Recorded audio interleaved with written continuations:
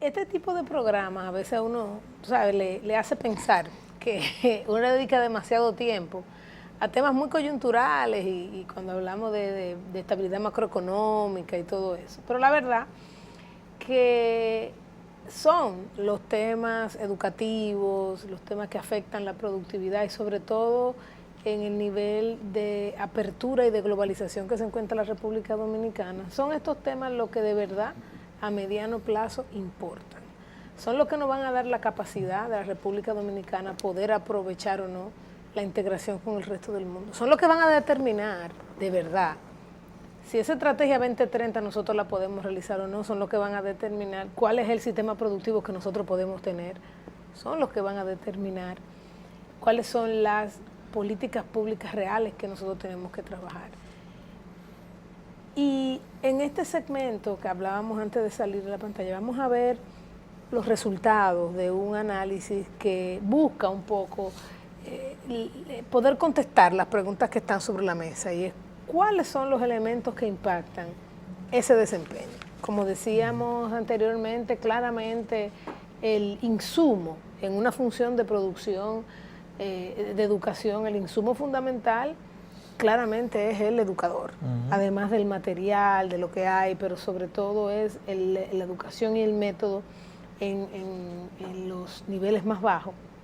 Pero ciertamente hay otros elementos, y este estudio que tú decías, realizado por María Fernández con informaciones de unas pruebas realizadas anteriormente, las pruebas TERCE, y que utiliza datos de las características de los hogares y de otros temas estructurales del estudiante, pues lo que trata es de darnos elementos para poder sobre todo ir afinando ese tema de política, inclusive los temas de asistenciales, como nosotros lo tenemos que ver.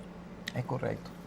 Sí, las pruebas internacionales en las que la República Dominicana participa son las a nivel global, las pruebas PISA, que hemos comentado aquí en varias ocasiones, las pruebas regionales de América Latina, que son las pruebas aplicadas por la Oficina Regional para América Latina y el Caribe de Educación de la UNESCO, y luego las pruebas nacionales.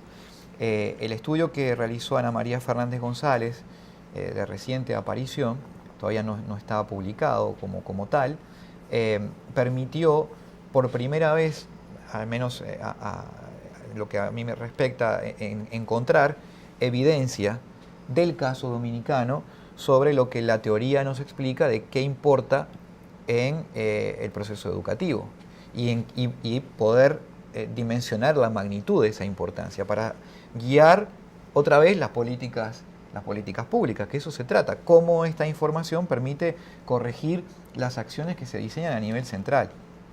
Y evidentemente, si nos acompaña el señor director colocando la primera lámina, podemos ver cómo la repitencia, o sea, cuando un estudiante repite, le va mucho peor al que no tiene la experiencia de fracaso escolar temprana, en matemática, en lectura y en ciencias naturales. Eso es lo que nos dice ese cuadro. Relaciona 4 variables que están asociadas generalmente al desempeño educativo: la repitencia, la sobriedad, las horas de estudio y el trabajo infantil, con su desempeño en el área de la matemática, la lectura y los naturales. Y cuando el televidente vea en este cuadro los signos negativos, el signo de menos dentro de cada uno de estos datos, nos indica la cantidad de puntos por debajo promedio que cada estudiante está respecto a la situación comparada, y cuando tiene un signo positivo nos indica que esa variable mejora los desempeños educativos. Por ejemplo, cuando hay repitencia, cuando un estudiante fracasa, luego le va siempre mal en matemática, lectura y naturaleza frente al que nunca repitió. Cuando un estudiante tiene más años del que le corresponde para el grado, le va también peor, significativamente más, que aquel que está siguiendo de manera secuencial en función de su previsión teórica en cada grado escolar.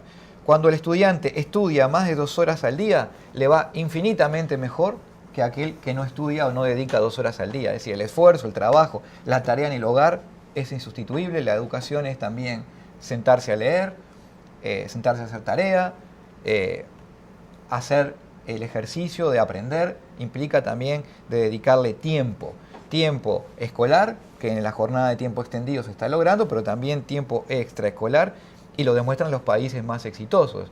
El milagro asiático es porque le dedican horas y horas de calidad al proceso de aprendizaje. Esto no es milagroso, esto no es que las computadoras nos facilitan que en 15 minutos aprendamos, no. Hay que sentarse a escribir, a estudiar y a leer. No hay, todos nosotros lo sabemos bien, no hay milagros en este proceso.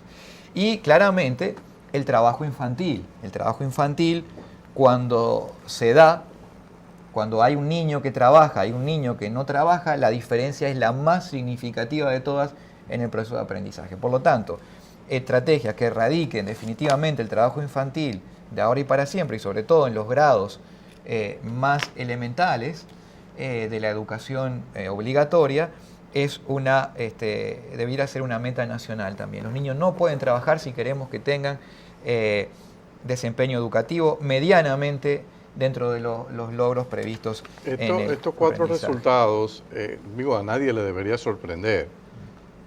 Uno los ve y le hace sentido. El aporte aquí es ver ya la diferencia cuantitativa, o sea, cómo se pudo capturar. Claro. Pero obviamente que uno esperaría que un estudiante que ya tiene una tradición de estar repitiendo cursos, en promedio uno esperaría que tiene un desempeño peor que estos que tienen una disciplina de no repetir, de estudiar. Lo mismo, lo de la sobredad, uno esperaría que una persona que entra con sobredad probablemente perdió años cruciales de la formación donde el cerebro se comienza a organizar y en vez de estar estudiándolo y formateándolo, se descuidó. Entonces llega probablemente con unos vacíos que explican esta situación. Hay algunos economistas que han trabajado la importancia de la educación infantil preescolar, que es fundamental. Pero mira este detalle, Andy, para un hacedor de políticas que tiene que tomar decisiones y ve esta información, uno diría que la repitencia depende de demasiados factores. Incluso la inasistencia es un factor de repitencia, entonces tal vez no la puedas controlar. La sobredad muchas veces no es responsabilidad del Ministerio de Educación. El niño llega con una edad elevada y luego arrastra esa situación durante toda su trayectoria escolar. El trabajo infantil es una política que trasciende al Ministerio de Educación. Eso es una política de carácter social, integral, nación, que no es únicamente materia del Ministerio de Educación. Pero el uso del tiempo sí se cuenta, y en la jornada extendida que hay una, disponibilidad de horas para el trabajo, el estudio, el mero hecho de que el estudiante pueda estudiar, que pueda dedicarse a estudiar, a sentarse, a trabajar en sus tareas, es altamente significativa en las 3 disciplinas. Entonces, este elemento te dice, oye, yo no controlo de manera directa, pero hay una que sí controlo, y yo puedo estructurar mejor el uso del tiempo y pedirle a los educadores que trabajen en horario extendido, matemática y lectura, al menos. O sea que si montas un programa de tanda extendida, bien, con buen acompañamiento, con disciplina de que es un tiempo para que se estudie, tú podrías esperar. Y tendrías mayor impacto que controlando repitencia y que controlando sobredad. Sin embargo, Darwin, yo creo que hay otro elemento ahí, es que quizás se puede utilizar la tanda extendida también para ahí dice después que tiene 2 repitencias. Una vez que un niño repite la primera vez, quizá lo que también se tiene que hacer en la tanda extendida es, vamos a ubicar a estos muchachos que tienen sobredad, a estos muchachos que repitieron una primera vez y no lo vamos a someter al mismo currículum. Vamos a utilizar la tanda extendida, dado que sabemos que esos son 2 factores de riesgo grandes. Lo que te está diciendo también no es solamente que lo sientes estudiar, es que esos muchachos, los que repitieron, los que están en sobredad, le tenemos que hacer un tema aparte, un grupo aparte, con unos catedráticos diferentes, con una estrategia diferente o inclusive unos programas de aceleración para que se puedan poner en su edad en un tiempo X. Entonces yo creo que sí, los otros 2 factores quizás no lo puedes controlar, pero sí lo puedes utilizar para trabajar los programas que vas a hacer en esa tanda extendida. No solo eso, esto va a lucir un poco darwinista, pero si yo quiero tener lo mejor en el magisterio en el futuro, variables que yo puedo usar para discriminar quién me entra, quién no me entra a una escuela de docencia para yo ser maestro en un futuro. Ya yo sé que un estudiante que vino con repitencia fuerte, que empezó tarde probablemente a estudiar, o que por necesidades perentorias del hogar tuvo que trabajar durante una gran parte de su vida infantil, ese es un candidato que tiene una alta probabilidad de no ser un maestro altamente efectivo y altamente eficiente. Entonces, son del tipo de política que tú tienes que evaluar de cara al futuro. O sea, porque uno de los resultados que uno encontró cuando se hicieron estudios de la calidad del magisterio en Dominicana, yo recuerdo un estudio que Jaime Aristi y yo le preparamos al BID, veíamos que muchos que ingresaban al magisterio provenían de este tipo de condiciones, paupérrimas, terribles, y veían en el magisterio como una especie de régimen de seguridad social donde ellos iban a conseguir por lo menos un chequecito. Venían de hogares donde los padres tenían una educación muy, pero muy baja. Entonces, comenzamos a arrastrar un lastre en materia de docencia, que hoy día lo estamos viendo cuando hacemos estos resultados. Pero yo creo que tú vienes con más indicadores que están asociados a esto. Sí, no, absolutamente. Y para corroborar lo que Jacqueline decía, yo recuerdo cuando estudié en Japón y en el Ministerio de Educación, que se llama Monbucho, Sí. y yo preguntaba por los indicadores de repitencia. Y me dicen, ¿cómo? ¿Repitencia? ¿Qué es eso de la repitencia?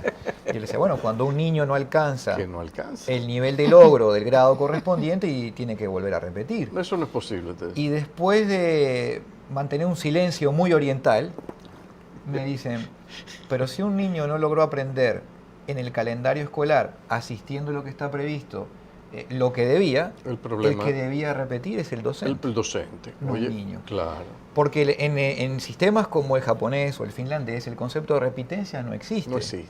Existe el concepto de que todos los niños pueden aprender y si tienen las aptitudes mínimas y tiene el tiempo mínimo, el que depende es la estrategia del educador, el que puede hacer la diferencia. Sí. Entonces ahí hay un tema importante. No sé si tenemos tiempo para... Sí, creo que nos queda esta tabla que creo que vale la pena. Esta es muy importante. Exacto, es fundamental. Muy importante, porque aquí nos habla de elementos exógenos que muchas veces dejamos de lado a la hora de mirar las políticas públicas. Y nos olvidamos de lo importante que implica el ambiente y el escenario cultural que tiene el niño en su hogar y la composición de su hogar. Aquí otra vez hay 3 variables de las que suelen ser teóricamente las más significativas a la hora de explicar el desempeño educativo de un estudiante. La posesión de recursos de estudio en el hogar, es decir, ¿hay libros o no hay libros en el hogar? Segundo, el nivel educativo de la madre. Y tercero, ¿cómo es la composición del hogar? Es decir, si la madre vive sola, si tiene familia constituida, si está solamente uno de los progenitores. Entonces, es altamente significativo que la presencia de libros en el hogar es la clave, y cuando los estudiantes no tienen libros frente a la diferencia de aquellos que tienen más de 50 libros, es la variable que más diferencia presenta a la hora de evaluar. Yo tengo que detenerme un segundo y hacer una anécdota, claro. Porque hay un caso de un amigo mío que yo entiendo claramente lo que eso significa. Porque no solo es tener libros, es tener unos padres conscientes de la importancia de que sus hijos lean. Y este padre a su hijo le pagaba o le daba un premio, le daba un incentivo. Una persona, no era economista el papá, pero tenía esa genialidad. Decía, por cada libro que tú leas yo te voy a dar 50 pesos. Y el muchacho se mató. Los incentivos funcionan, ¿eh? Ese muchacho se llama Jaime Aristi. Claro. Es probablemente el mejor economista que tiene este país, matemático, o sea, brillante. Pero fíjate cómo un padre dijo, espérate, no. Tú vas a destacarte. Tú. Y ese muchacho desde pequeño, leyendo, el papá. O sea, tener libros y ponerlo a leer. Entonces, y que te gusten los 50 pesos. Sí. Entonces, fíjate, ese es un caso quizás, la mamá también de Jaime, una persona en esa misma línea.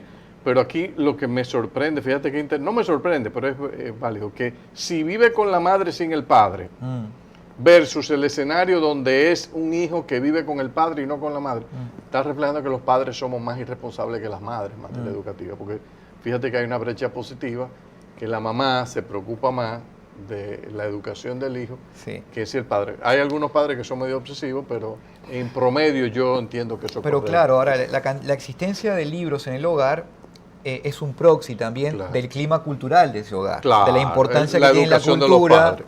la importancia que tiene la cultura en ese hogar donde el niño crece. Pero a nivel de política pública, otra vez, la solo existencia de libros en el hogar, si se pudiera construir esas bibliotecas populares que en algunos sistemas educativos como en México se construyeron a bajo costo, aprovechando que ahora está República Digital, colocando allí literatura, no únicamente libros de texto, sino literatura, novelas, libros infantiles y demás. Incluso libros de arte, porque no todo el mundo tiene que ser un científico, pero puede destacar y salir. Y en la escuela pedir control de esa lectura.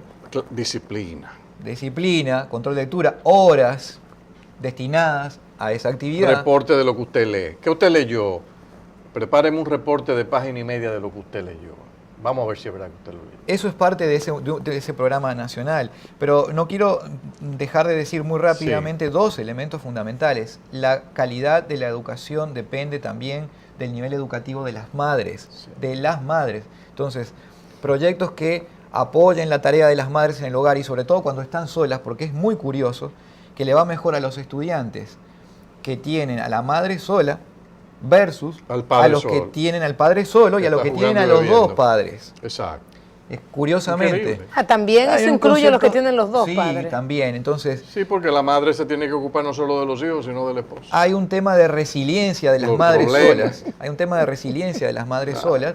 Que las hace echar para adelante. Y eso es un elemento... Digo que no se vaya a interpretar. Oye, eso es un elemento de política. Que estamos proponiendo aquí hogares presididos únicamente por supuesto que no, pero lo que sí, para un hacedor de política te dice, oye, si yo sé que dentro de mi estudiantado hay estudiantes que tienen a las madres solas, yo ahí debo apostar a fortalecer ese rol porque va a tener un rédito impresionante en el rendimiento educativo de los niños. Vamos a una pausa.